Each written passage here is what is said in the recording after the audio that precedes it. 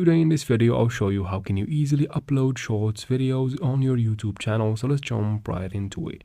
First, of course, we go ahead and open the YouTube app and then tap on the plus button to create a short at the bottom right here. Then from here, tap on create a short.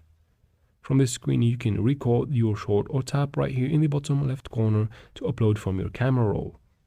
Once you select your video, you can choose the part that you want to add to your shorts and then tap on done in the bottom right corner. And then from here, tap on this tick button at the bottom right corner again. And from this screen, you can add a bunch of cool features like sound to your video.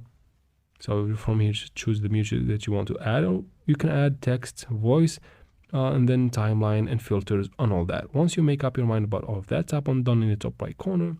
From here, you can add caption to your shorts, edit privacy and location, and tap on publish on the bottom or upload short. And that is it for this video, guys. Please like and comment down below. Don't forget to subscribe for future videos like this one.